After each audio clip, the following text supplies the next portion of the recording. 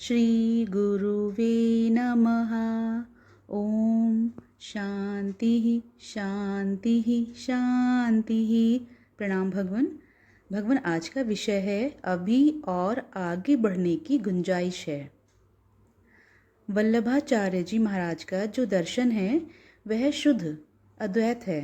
माने देश काल वस्तु कारण स्वतंत्र अस्वतंत्र अहम इदम सब ब्रह्म ही है। इसमें माया छाया का कोई भेद नहीं है। ऐसा द्वैत ज्यों का त्यों। शंकराचार्य जी महाराज का अद्वैत शुद्ध अद्वैत नहीं है, उनका केवलाद्वैत है। केवलाद्वैत का अभिप्राय यह होता है कि अधिष्ठान के ज्ञान से अध्यस्त का बोध हो जाने पर, विद्या की प्राप्ति से अविद्या की निवृत्ति हो जाने पर, तत्वमस्य आदि महावाक्य जन्य अखंडार्थ धी का उदय हो जाने पर, जब द्वैत बाधित होता है तो वह आत्मा द्वैत है, अन्य का अद्वैत नहीं। तत्वमस्य आदि महावाक्य जन्य अखंडार्थ धी का उदय हो जाने पर, जब द्वैत बाधित होता है तो वह आत्मा द्वैत है, अन्य का अद्वैत नहीं। स्वयं का जो अद्वैत है यही वास्तविक अद्वैत है, क्योंकि अन्य का जो अद्वैत होगा उसमें मैं का क्या होगा। एक बात में आपको यह भी सुनाते हैं कि शांकर सिद्धांत में भक्ति का विरोध कहीं नहीं है।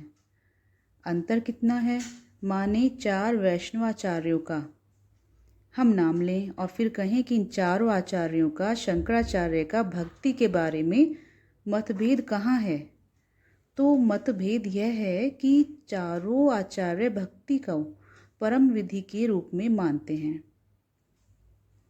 चारों आचार्य भक्ति को परम अवधि के रूप में मानते हैं, माने सब फलों का फल भगवत भक्ति है। और शंकराचार्य का मत है कि भक्ति का फल ज्ञान है, तो साधना के रूप में भक्ति को स्वीकार करते हैं, फल के रूप में भक्ति को स्वीकार नहीं करते। यह शंकराचार्य भगवान का दर्शन है। और दूसरे जो आचार्य हैं वे भक्ति को ही परम अवधि के रूप में, फल के रूप में स्वीकार करते हैं। तो सविशेष ईश्वर की प्राप्ति में भक्ति स्वतंत्र है, इसमें किसी का कोई मतभेद नहीं है। और निर्विशेष की प्राप्ति में केवल ज्ञान ही साधन होता है, यह शंकराचार्य भगवान का कहना है। प्रपंच के मिथ्या हुए बिना शंकराचार्य के अद्वैत की अनुभूति नहीं होती है, यह उनका विशेष है। यह आपको इसीलिए सुनाया कि आप जो अपनी स्थिति को ठीक ठीक समझे बिना ही अगर अपने को पूर्ण मान बैठते हैं तो अभी और आगे बढ़ने की गुंजाइश है।